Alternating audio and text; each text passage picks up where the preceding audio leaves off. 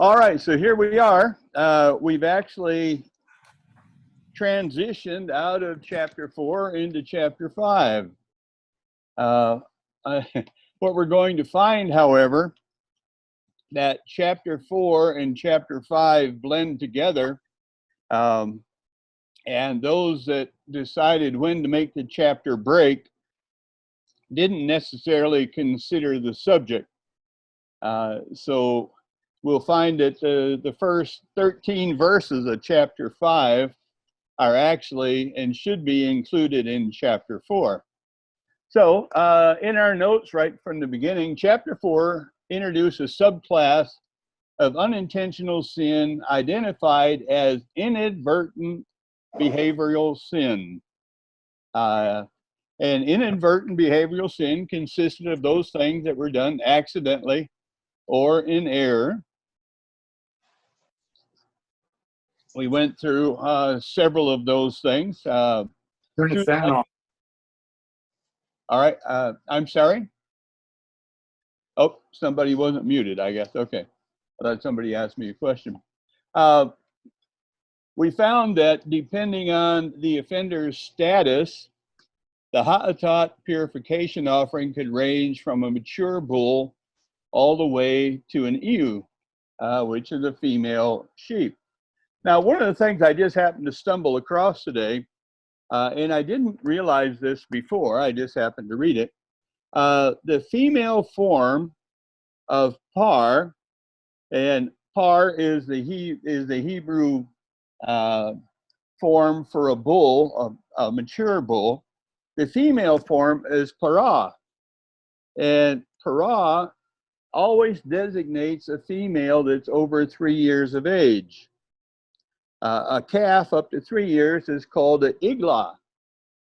And so what I discovered is I didn't realize that there's another connection, if you will, between Yeshua as the mature bull and the offering of the red heifer, which also required a heifer. And by the way, the Hebrew term of heifer does not compute to the common term we call a heifer today. Is a heifer being today one that has not given birth, but that was not necessarily the case. The term that was used was referring to a heifer that was 3 years of age. I thought that was kind of interesting. Of course, I get into the minute things sometimes, but anyway, I thought it was interesting. Hopefully you did as well. A in our notes, through the laying out of hand, the semika, the animal in question, whether it was a bull, whether it was a 3-year-old, a 1-year-old, whether it was a goat, whether it was a female sheep, made no difference. The animal thoroughly absorbed sins and the sin's defilement. Consequently, the animal then had to be completely destroyed. That was the procedure. Now, if the status was such that the person that was the offender was not going to actually create a major problem throughout the whole nation of Israel, there was a relaxing, if you will, of what needed to happen with the animal. The animal could be shared with the priest, and the animal could then be shared with the offender if it was just a normal Israelite. So with all of those things, we found out that there was kind of a sliding scale involved. So, be in our notes, whoever contacted the offered carcass as it was being destroyed outside the camp became unclean. That's including those that burnt the high priest bull and the ones that burnt the bull for the nation, as well as the red heifer. So those people became unclean. Anybody that touched the mixture, if you will, and that was clean and had to apply it to somebody that was unclean, the clean person then became defiled. But the defiled person then became clean. That is one of the things that has perplexed lots and lots of people down through the ages. The Jewish sages had a very hard time understanding it, and they came to the conclusion of, well, God said that's the way it is, and so that's the way it is, and they pretty much have left it at that. And I'm in agreement with them. God's ways are higher than our ways, and sometimes He does things and doesn't explain it. And you know what? That's all right. We have to realize that He'll explain it at the right time. Now, we can understand the red heifer and the connection with Yeshua and what God has done through Yeshua and all of that, and it's very good, but it doesn't necessarily mean that we have discovered or understand everything about the sacrificial system that involved these kind of uh, events that had repercussion. So, see in our notes, the required offering purified Yahweh's dwelling place, His temple, not those who made the error. Now, that's a very important thing to see, because when most people think about the sacrifices that were part of the Torah, they think it's all about purifying the person, or atoning, covering the person, those kind of things. But what we're finding out, that God actually not only covered the people, but He did actually forgive the people, and in that regard, His forgiveness was an absolute reality. But His major concern, again, we have to remember, is always about His holiness. And so all of these things that we've talked about in chapter 4 with the Ha'atat offering, the purification offering, they all had to do with making sure that His temple, the place where He was going to abide and to be with man, was purified. He wanted to be absolutely sure that holiness was the major component of wherever He was going to be. Number 2 in our notes, we come to the red heifer and Yeshua offering of Himself. They were both ha'atat, purification offerings. We've identified that last week, and we're pretty well went through that. Both became completely corrupt through absorbent sin and had to be destroyed outside of the camp.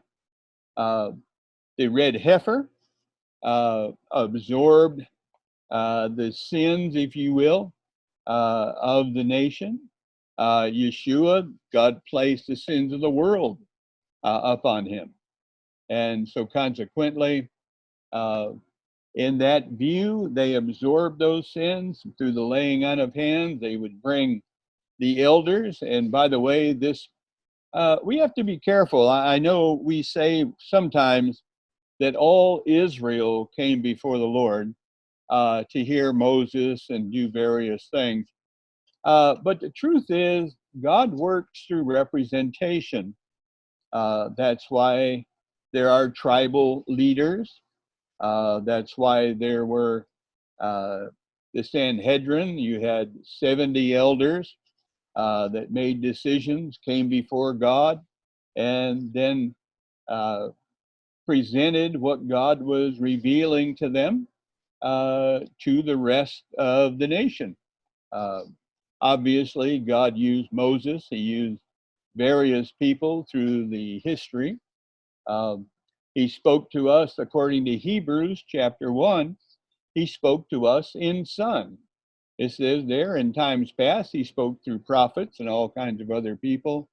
But in those days, speaking of the time which Yeshua was on the earth, it says that He spoke to the people in Son. Not the Son, but spoke to them in Son. I always found that interesting when I would read through Hebrews and see that. I thought, well, He spoke to them in Son.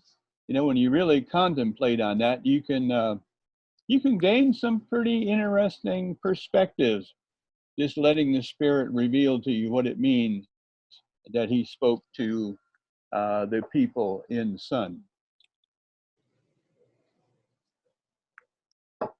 Now, both the red heifer and Yeshua expired east of the temple on the Mount of Olives.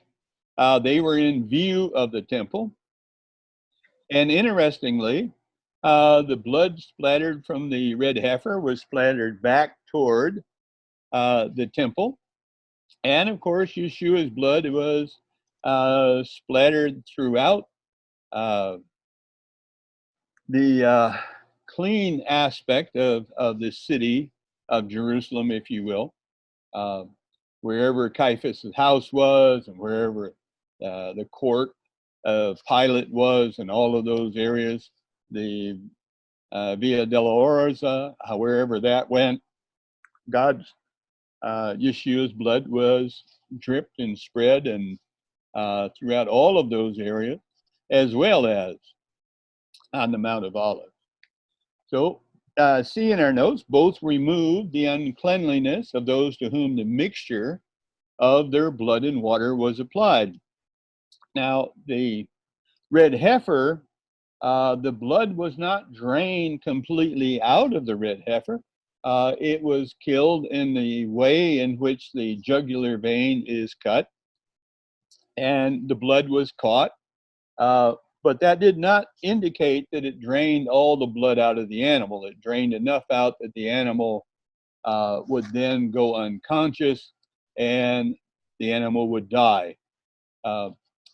That blood was taken and, of course, sprinkled by the priest toward the temple. But the majority of the blood was still within the animal, and the animal was completely burnt, so the ashes would have been blood-soaked, if you will.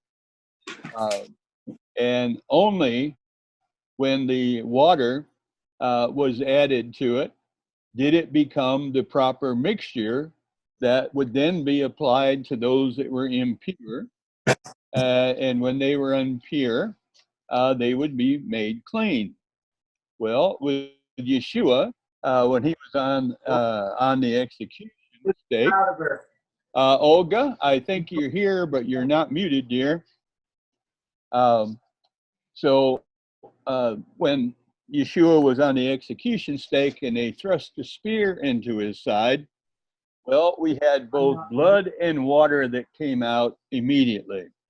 And what we understand is that blood atones and water purifies. Washing through the water of the word is a portion of scripture that we need to recognize and realize how it applies to this kind of a circumstance. So the red heifer's blood was infused the ashes mixed with water, hyssop, cedar, and red yarn. That purified physically. Yeshua's blood and water released from his side metaphorically atones and purifies spiritually. When something is metaphorically, it's a representation, if you will, of the red heifer's blood, which was actually put on physically. The spiritual application of the blood and water of Yeshua applies to us in regards to our spiritual future. You know, right now, you and I would still have to deal with the reality of being not ritually pure. If the temple existed, every one of us, even though we have a relationship with Yeshua and we have access to the Father through Yeshua, we have to keep in mind that that's a spiritual reality. Physically, if we were going to go into any of the places in which God has established a border, we would have to qualify for each one of those areas. I know many Christians think, well, I could just walk right in. Well, I would suggest that you think that over a bit before you just walk right in. God is absolutely holy, and I'm not so sure that you and I on this earth physically are that holy. Matter of fact, I'm absolutely sure when I read through Leviticus that that is the case. When we get down to the Hashem reparation offerings, we'll find that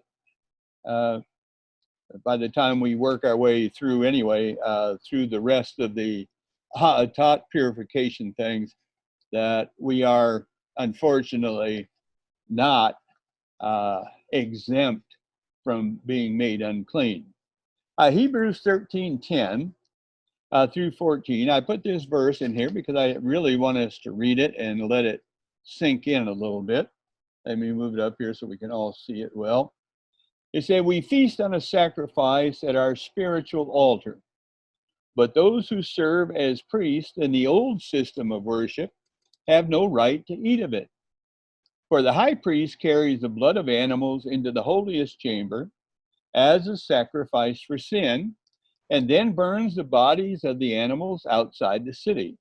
Now, when we have that description, all of us should recognize exactly what bodies are burnt outside of the city and what the writer of Hebrews is actually referring to. And it goes on, it says, "And Yeshua, our sin sacrifice, also suffered death outside the city walls to make us holy by his own blood. So we must arise and join him outside the religious walls and bear his disgrace. For we have no city here on earth to be our permanent home, but we seek the city that is destined to come." So in that city that's destined to come, when we make the transition, and I've always believed, I believe this for a good 30 years of my walk with the Lord anyway, that the translation that will take place when the shofar is blown, and we talk about the subject that's identified as the rapture. People say, well, we'll just rise up to the Lord. Yeah, well, we will if we happen to be here during that time. But realize it's not like you're going to levitate up with your physical body, et cetera, without going through a dramatic change, which I cannot tell you exactly how that change is going to work, but the wages of sin is still death. So even at the call of the shofar, those that would go up, if the dead in Messiah goes up first, then we who are alive, well, yes, you are alive at the moment, but in an instant, in the twinkling of an eye, you will also, in my opinion, die. And of course, that would be, I suppose, on one hand, the ideal death, because it's such a quick transition that it takes place in the twinkling of an eye. Of course, however, I will likewise say at the same time, the actual moment of death is that even today. The only difference is a lot of people do a lot of suffering leading up to that moment of death.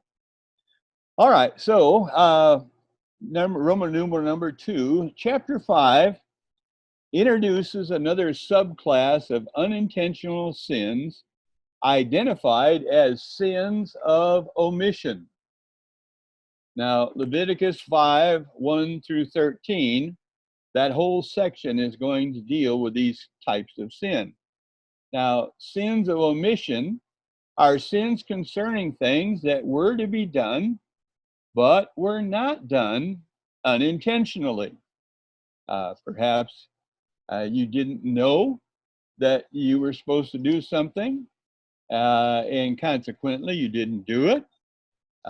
Perhaps you knew you were supposed to, but for whatever reason you forgot. But in either case, the procedure is necessary to alleviate guilt and uncleanliness which is the purification process of the Ha'atat offering, as we read, of course, in Leviticus 5, 5 and 6.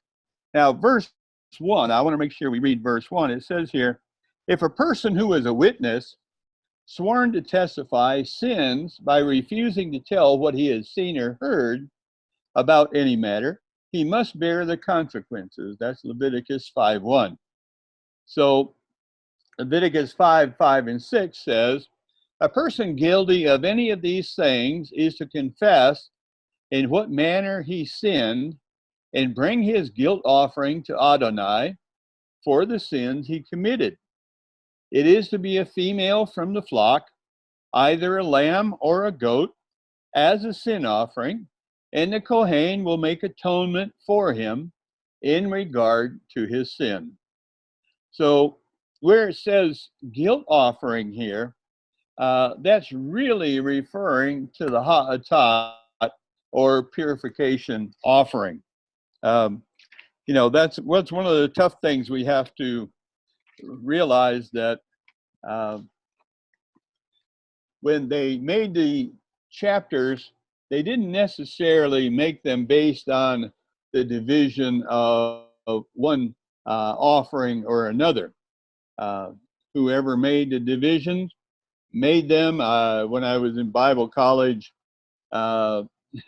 they said that the divisions were made while somebody was on horseback, and while they were holding the text, they just made a check mark wherever the horse stumbled or made a little bump in the giddy up. And so anyway, whether that's true or not, it's another thing. But sometimes the breaks really don't do justice to what we need to be observing. So when we actually will be introducing the guilt offering, that'll be actually in verse 14. And we'll be getting there in a little while.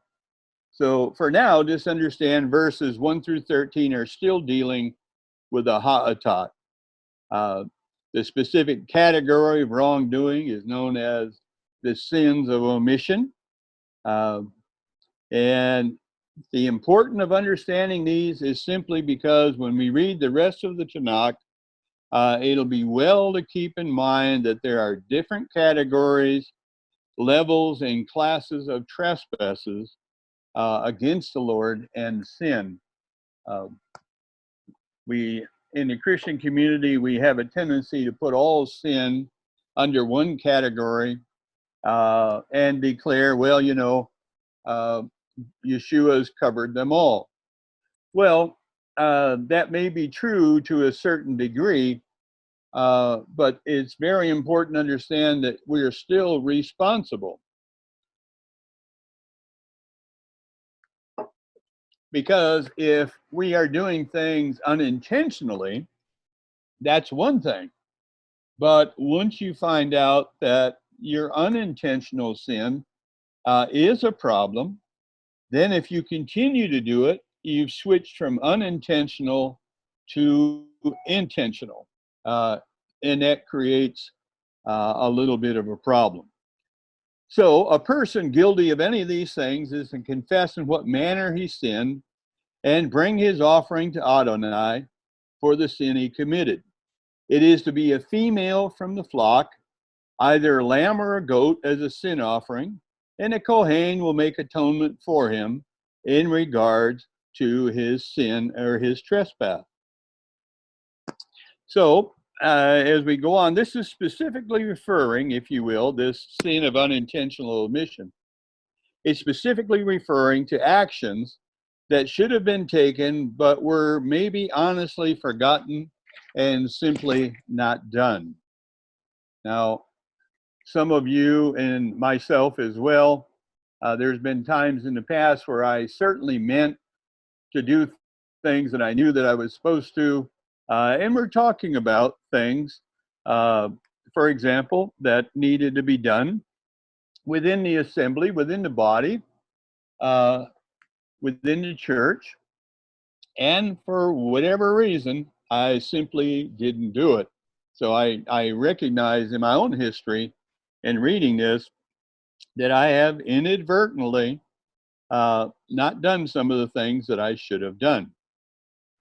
The Lord says, if you will, that that person who should have come forward but didn't is guilty and thus should be punished, or he can perform a purification offering and be forgiven. Well, I would opt to, if I had that option, of course, to make the offering and be forgiven. Um, Not necessarily wanting to be disciplined of the Lord, even though I trust him. His discipline is based on his determination, not on my idea of fairness or right. Um, he does cut people off. When he does cut people off, sincerely, that means that they have reached the end of their life. Uh, what happens to them after? Well, that's another thing that he's in charge of. So the Lord sees him as being negligent, the person that didn't come forward and testify, if that was what was the problem.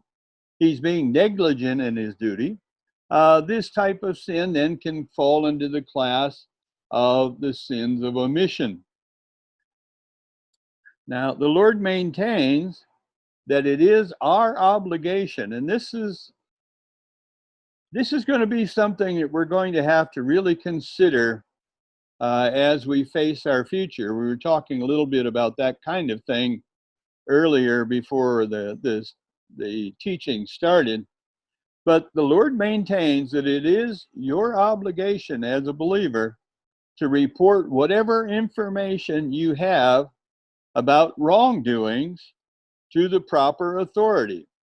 If you don't, the Lord says you're guilty of the sin of omission. Um, that that becomes a situation that, boy, we're going to have to really be in prayer about as we move forward, because the government is already, in our country anyway, trying to get people to identify others and become involved in their personal affairs, so to speak. So we'll have to see how that turns out. So the question is, if a person's never heard the gospel, are they still guilty in God's eyes? Well, Leviticus 5:2 and 3 says this: if a person touches something unclean, whether the carcass of an unclean animal, a domestic animal, or a reptile, he is guilty, even though he may not be aware that he is unclean. If he touches some human uncleanliness, no matter what the source of his uncleanliness is, and is unaware of it, then when he hears of it, he is guilty. Well, that's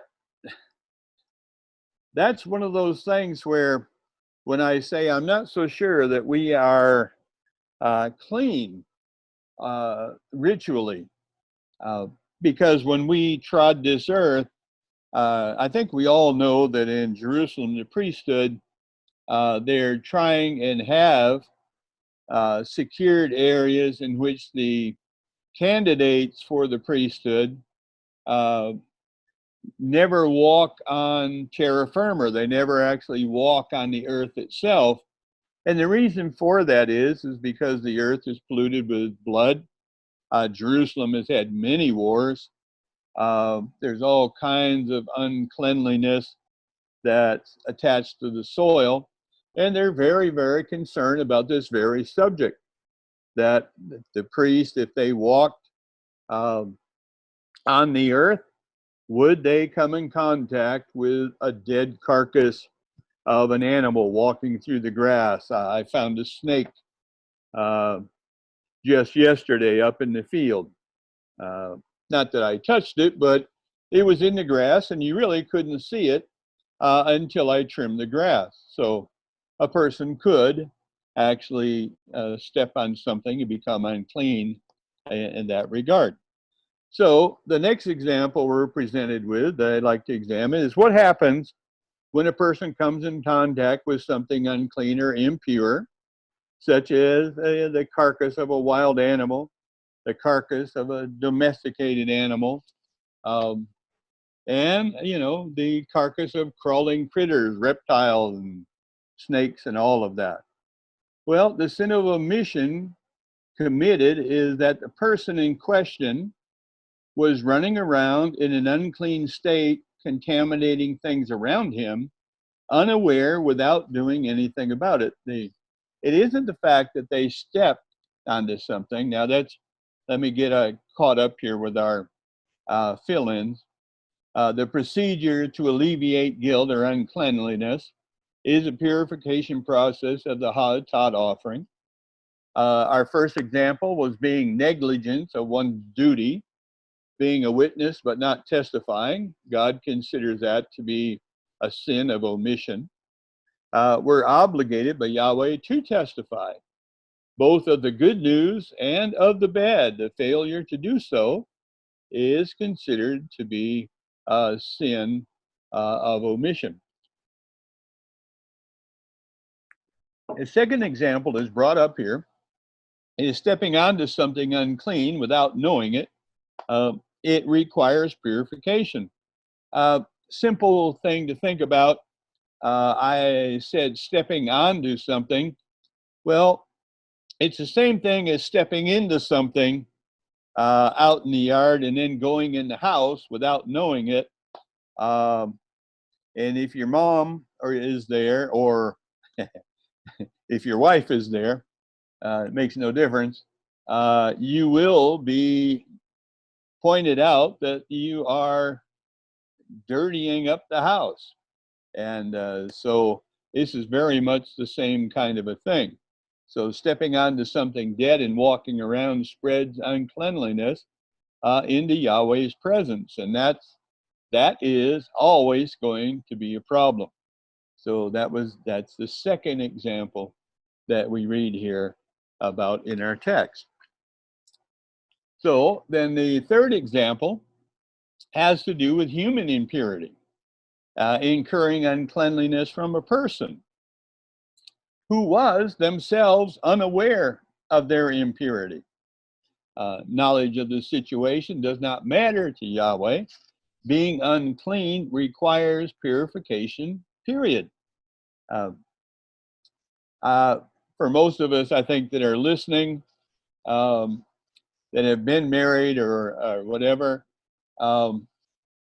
it's very easy to have touched your wife, if you will, without knowing that the menstrual cycle has started. The wife doesn't even necessarily know until after, and then, well, you know what? I didn't know it, but this is where we're at. Well, if that was the case, it was absolutely something that was unknown. It was something you didn't intend to do, but if you did it, then you would be required to bring a Ha'atat offering into the temple and be purified. Otherwise, you would be spreading impurity or uncleanliness throughout the whole camp. So the fourth example, here D in our notes, involves the speaking of vows. When we invoke Yahweh's name, Leviticus 5:4. When we read that particular verse, and we find out that I get to the right verse here. There we are. I had it in my notes. I just was on the wrong page. When we read that verse, it says, if someone allows to slip from his mouth an oath to do evil or to do good, and he doesn't remember that he clearly spoke this oath, then no matter what it was about, when he learns of it, he is guilty. Now, speaking forth a vow is a very serious matter before God. Vows are binding even when they oppose Torah. If you remember in Judges 11:31, Jephthah's daughter, he vowed when he was coming home from a battle that whatever came out of his front door, he was going to offer up as a sacrifice unto God. And the first thing that came out of his door was his daughter. Now, we look at that and we go, well, surely he didn't offer up his daughter. But if you read the text, you find very, very clearly that the daughter understood that her fate was sealed. And so consequently, the thing we have to understand about God is that if you speak forth a vow, God does not forget, even if you do. Yeshua warned against speaking any vows. Numbers 23:19 reminds us that Yahweh is not a man. He does not lie. And the question is, does he speak and not act? Yes, he does. He's very, very careful about what he says, and he expects us to be the same. So, some people say, well, you had to invoke God's name. Well, if you go by God's name, which is one thing I was addressing earlier tonight as well, if we call ourselves Christians, if you will, using that term, if we call ourselves Christians, then it implies that we are just like Messiah. We say we're messianic believers. Well, then we believe that Messiah has empowered us. It's by his spirit that we walk, breathe, have our being, etc. So our relationship is one with him. And so when we speak, we literally are to be speaking the things that he would speak. And that is one of the toughest things for all of us to take hold of and make it a reality in our life. We think, well, words are, we even said it, sticks and stones may break our bones, but words will never harm me. Well, that's really, literally not true. Your words, when you are talking, do and can prophesy your future. We have to be extremely careful about what we say. And when you take a vow, you declare something. Well, Yeshua said, anything you say beyond yes or no originates from an evil source. Matthew 5:33 through 37. He warns against speaking vows. He said, don't swear by anything, and literally he means by anything. You can't do anything about the hair on your head. If I could, I would prophesy a whole lot more hair on my head, not growing out of my ears, but on the top of my head. So, you got to be specific as well. But Yeshua just flat out warns us, be careful about what you say. And so then number 2 in our notes, we talked about the procedure. Well, then we can talk about the required purification offering. In this case, it was to be a female of the flock, as Leviticus 5:5 says to us. Let me flip over there to Leviticus again. If I move around, I forget to go back.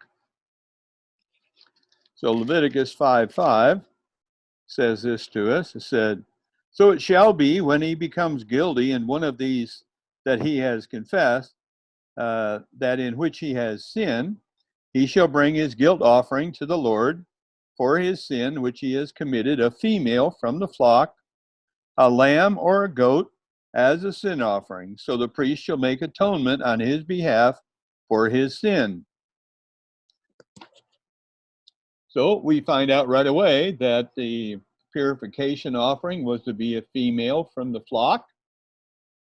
And we find out as we go through in 5:11 that there was a sliding scale of the Hatat offering based on the financial condition of the offender. depending on if the man that had offended God was wealthy or extremely poor. God allowed a sliding scale, and the reason he did that was that this was uh, a necessary ransom, and God wanted everybody to be able to pay the ransom to receive the forgiveness. He didn't want people to be in a situation where they couldn't afford to do the required offering that God had said was necessary for trespassing against his holiness. And we find one in our notes that no one is exempt from paying a ransom for their trespasses, their sin. Everybody must comply. It's not just well, you're very wealthy and so, you can get out of it, or you're very poor and you can get out of it. No, everybody was to comply. Now, I'll bring this up while we're here because uh, when Israel was about to cross over into the land, they'd been in the wilderness for 40 years. Now, I don't want to go into what I think about where we are um, in in regards to patterns, but we're at that place where I believe God has brought us to the border, and this is the time in which we'll either step across into the land and go up into our calling, into the place where, yes, God has told us there are giants to face. Yes, there are problems ahead. But yes, if we will trust him and walk in faith, he'll go with us. Well, we're in that state, in my opinion. Well, we know that only two out of all Israel committed themselves to go into the land. And so consequently, when the majority refused, then they spent the next 40 years uh, in the wilderness. Well, at the end of the wilderness journey, which we're looking in our Torah study, we're doing Deuteronomy. As the people were preparing to cross over, we find that they were required to pay a half shekel. Um, and it was a half shekel. God doesn't count his people, but he wants to know and wants us to know that the people do count. And it's not that he's counting them, but they do count. And along with that, when they paid the half shekel, it identified them as the people that were crossing over. Um, and so for Shavuot, it's a possibility that we will be asking the congregation to pay a half shekel uh, for everyone who's 20 and older as a witness and testimony to your choosing to cross over and to go up into what God has called us to be his witnesses in this earth, willing to stand up, willing to commit ourselves to the struggle that lies ahead. Now, that hasn't been determined as to what it is. When I looked up and found out what the half shekel was worth, it turned out to be half an ounce of silver, which silver, I don't know where it is now, if it's $14 or $15 an ounce, but half of that would be the value. Now, I haven't heard from the powers that be what the determination is as to what we're going to ask, or even if we are going to actually ask it. I'm hoping that we will, because it's an identification mark. See, in this world, lots of identification marks are trying to be forced upon us by those that want us to have inoculations or chips or whatever. But God had already established that principle for those that were willing to cross over. And I, for one, I'm very willing to be identified in that group, not so much in some other groups that are being presented. So, with that being said, in this case, no one is exempt from paying a ransom for their trespasses or sin. Everyone in the nation of Israel under that were God's people were to comply. Number 2 in our notes, the offering of Yeshua's blood is a fixed and unchangeable price that's made sufficient for all. There is no sliding scale involved when we're talking about Yeshua. His absolute reality is that he has paid the price in full. We are ransomed, if you will, redeemed. And so we're absolutely at that place where God has provided for us. Okay, so as we read here in Leviticus 5:11, where it says, if his means are insufficient, even for 2 doves or 2 young pigeons, then he is to bring in as his offering for the sin he committed 2 quarts of fine flour. For a sin offering, he is not to put any olive oil or frankincense on it, because it is a sin offering. Now, the olive oil and frankincense, if you remember, would be for that which was burnt, which would go up before the Lord and be a pleasing aroma to him. This is a sin offering, and this is not something that needs to go up before the Lord and try to be pleasing to him. This is a ransom, something that needs to be basically destroyed. So, uncleanliness, we find out, is a state of being that makes us ritually unfit to offer sacrifices or to enter the temple. So when we look at this, we find out that sins of omission are not sins of misbehavior. It's the issue of impurity, and it's the issue of impurity that was not dealt with. Even being impure is not the major concern.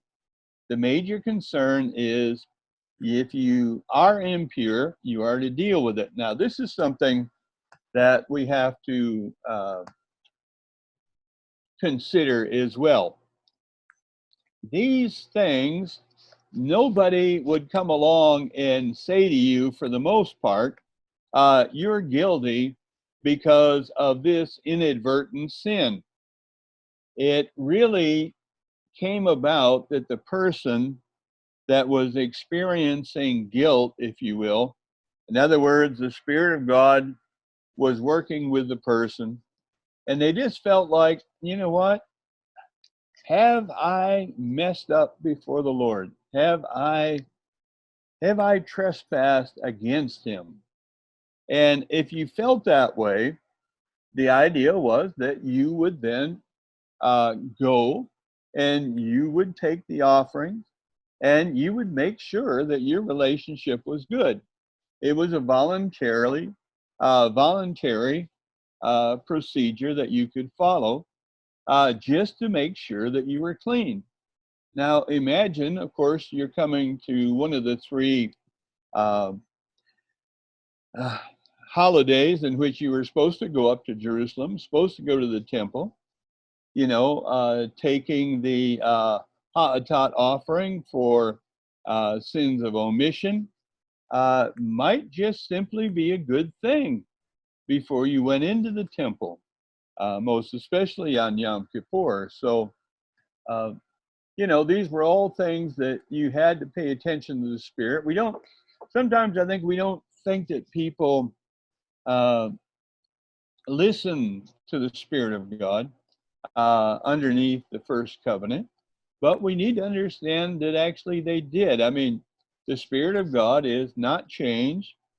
He can speak to us. He can say to us, and he said it to me. He said, "You've offended these people." And, I'm thinking, well, I certainly didn't mean to offend them. Well, but you did. And so even, I've gone to people in the past and, apologized and said, I feel like Lord is reminding me I might have offended you. And, they go, no, I wasn't offended. Well, you know, was I right or was I wrong? Well, it makes no difference. The point is that I listened to what I felt like the Lord was saying to me. And it's always better to err on the side of making sure and apologizing than letting something go. Because right here, through this first 13 verses of chapter 5, this is all about making sure you don't let anything go. It's about making sure that you are sensitive enough to be concerned about offending God. And, that's true today. People have Yeshua as their Lord and Savior. They can say, well, God's covered all of my sins. He's taken care of all of that. Well, the truth is, people still feel as though there might be something amiss. And so with that in mind, they go to 1 John 1:9 and confess their sin. And pray that God will forgive them and cleanse them from all unrighteousness. And it's the right thing to do.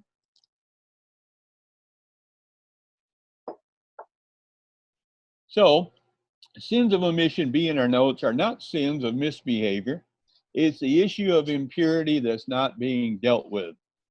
And by the way, one of the worst things you can do is to take a vow, and I didn't bring this up, but I need to put it back in there, is to make a vow and then deny that you did it.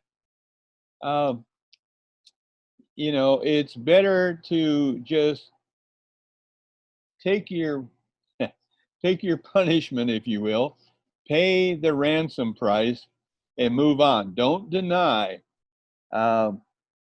If you absolutely did not do it, and somebody's accusing you of something false, that's a different matter. But one of the things that I learned, at least in being married, is when you say something, if the other person hears it differently than what you were trying to communicate, they were still offended. Well, if God is offended, you know what? Just apologize, do what he says, get it settled, and move on. That's what he wants. And when you're talking about God, he's never wrong. For men out there, if you're talking about your wife, well, you got a similar situation. But just keep in mind that it's always better to take the high road if you can, than to shove something into the back burner like it didn't matter. Because if your experience is like my experience, it's amazing the memory that Sheila, my wife, had. So, number one, uncleanliness makes one ritually unfit to offer sacrifices or to enter the temple. And Hebrews chapter 10, when we read that, is chapter 10, verse 19. Let me flip over there quickly. Hebrews chapter 10, verse 19, which says,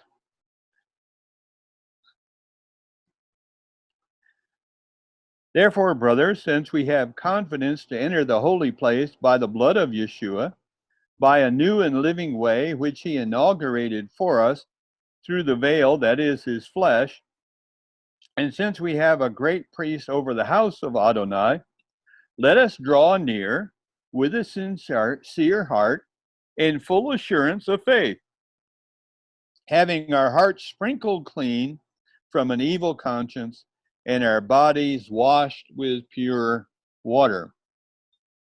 And it goes on, of course, said, let us hold fast the confession of our hope without wavering, for he who promised is faithful. So let us draw near, having our hearts sprinkled clean.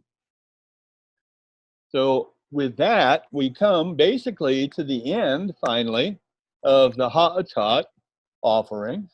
And then in verse 14, we actually enter into the Hashem offerings, or the paying reparations for transgressions committed offerings. Verses 5, 14, and 15, we read there these words.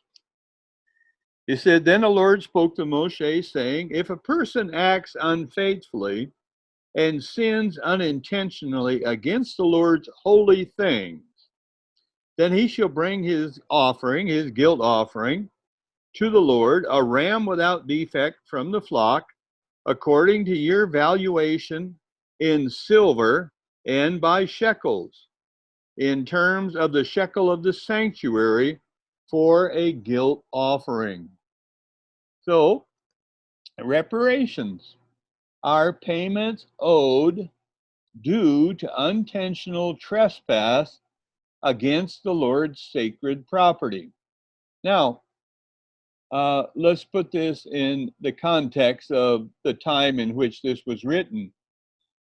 Whenever an offering was given, and you can put it in context for today as well, whenever an offering was given as unto the Lord, when you came and you laid hands on your offering, you actually were transferring ownership of that offering into God's possession. Now, depending on what kind of an offering it was, you, by laying on of hands, were also identifying it as a substitute for you, and that then God would deal with it accordingly, which was, if we stop and think about it, a very clear indication of what he would do with you personally if you had not transferred your trespass to this animal. If the animal was killed, that's what your trespass was worth, and what your discipline, if you will, would be if you had not transferred the guilt to that creature. So it's a very real thing to look at and realize, oh, okay, I brought a female ewe, lamb, laid my hands on it. It now belongs to God. And what he does with it through the work of the priest was a very clear picture of what you should have gone through. Well, when you saw that, it should have driven the point home to you personally that God takes these little transgressions seriously enough it could cost me my life. And if that didn't encourage you to be more careful in what you said, the vows that you took, how you treated things, etc., etc., I don't really understand what would get to you. We have people have a issue of disassociation that a lot of people live under.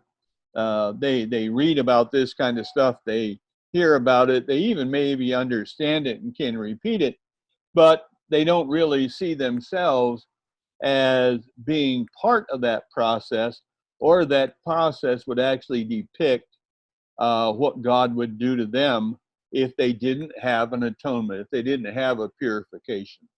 But we shouldn't overlook that. So the reparations were payments owed due to unintentional trespasses against the Lord's sacred property. Now, at the time, if there was an animal that was given, and it was for example, a peace offering. Well, the peace offering was one that you could share.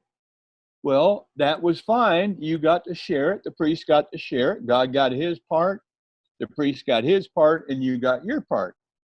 However, if there was something wrong, and there wasn't the procedure was not followed exactly. The animal was really not qualified for what it was presented for, and it slipped through some way.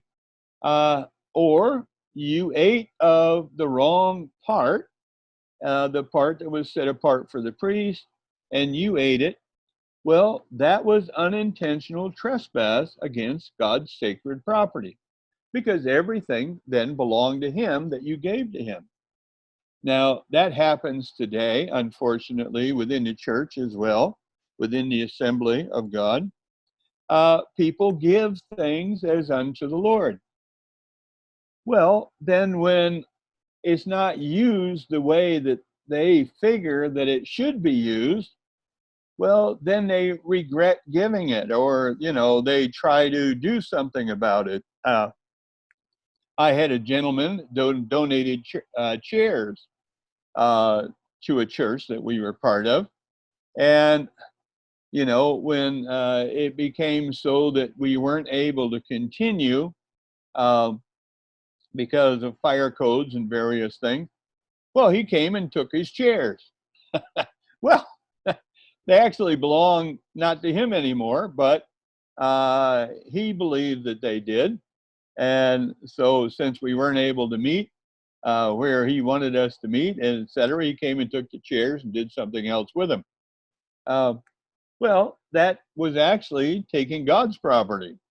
Uh, we have to be very careful that once we give something as unto the Lord, we do give it to him. If people misuse it, or it becomes something that isn't used in the way that we think it should be, really, that is not your business. You gave it unto the Lord. If somebody misuses something, that's between the Lord and that person. And the Lord is fully capable of dealing with any of those kind of trespasses and situations. Excuse me. Now, the reparation, the reason I'm calling this the Hashem offering, the reparation offering, is because reparations lead to restoration and forgiveness. Now, on one hand, you can look at this and say, okay, well, we transgressed against the Lord's sacred property, and now I have to pay money. Well, isn't that like a penalty? Well, not exactly. If you transgress um, civil law or uh, uh, driving law, you go through a stop sign and you get pulled over because somebody saw you do it. Well, when you go to court, they will fine you and you pay a penalty. But that does not restore you in any way or provide forgiveness. Matter of fact, if you go through a stop sign, it will be reflected on your insurance. That doesn't exactly compute to be forgiveness. It can cost you quite a bit of money, depending on if you've done it more than once. So, reparations for unintentional trespass against the Lord's sacred property leads to restoration and forgiveness. And so we really do want to identify as clearly as possible the differences, if you will, between penalties and reparation. Now, since we had to spend this amount of time uh, going over the final aspects of the Ha'atat offering, I've decided to stop at this point for tonight. And next time we meet, we will again start in verse chapter 14 of Leviticus 5, and we'll go ahead and complete our study of the Hashem reparation offering, and we'll get more into that. So with that, we can close our meeting, or we can close our study portion, and we can go back and see if we can open up a few things and see if we have any questions or those kind of things. So if you